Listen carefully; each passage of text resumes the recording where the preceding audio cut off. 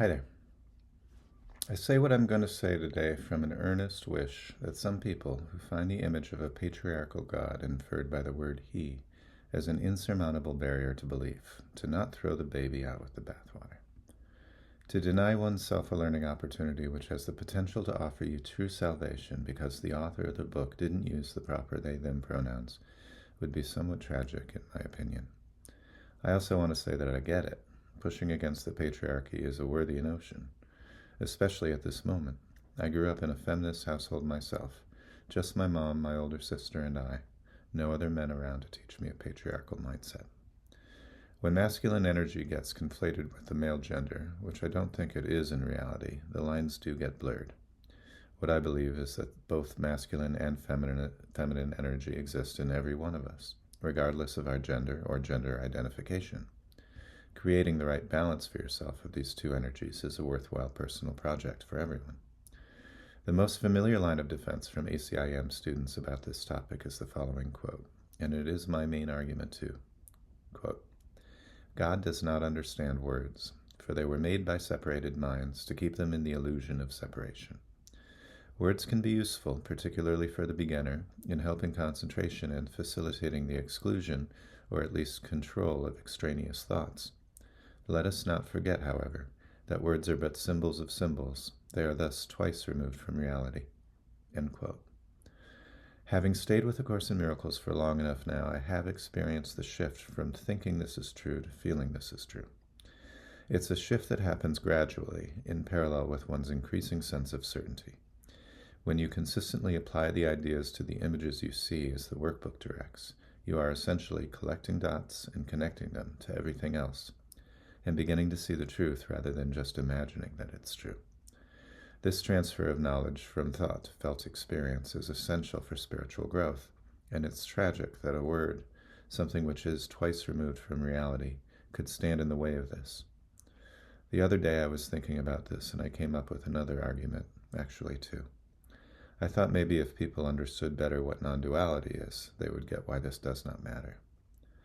To those of you unfamiliar with the controversies within the ACIM community, I just decided to wade into a second shitstorm by attempting to define duality and non-duality, but I am going to use Jesus' words to do it. In heaven, non-duality is the law, while in the projected world, non-duality makes no sense. Non-duality could be reduced to the statement, the truth is true and nothing else is true. Here's the quote from the Course. Quote, salvation is the recognition that the truth is true and nothing else is true. This you have heard before, but may not yet accept both parts of it. Without the first, the second has no meaning, but without the second is the first no longer true. Truth cannot have an opposite. This cannot be too often said and thought about.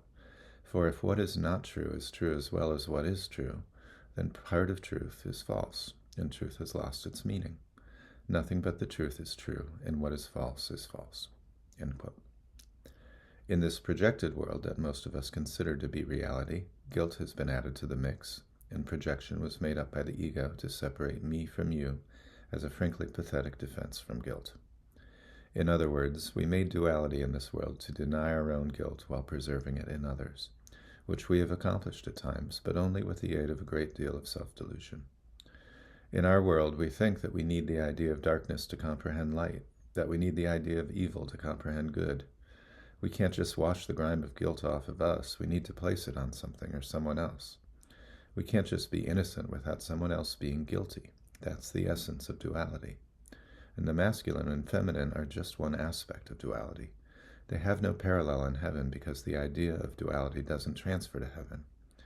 In heaven, only love exists. There is nothing else. But in this world, the masculine is most often associated with an authoritarian kind of energy. The feminine is often associated with receptivity and connection, while the masculine with direction and purpose. When understood as two halves within the self, they complement each other perfectly. But when we divide them into the biological genders and look for the complementary half that will complete us out there in the world, in this case, they don't fit together perfectly.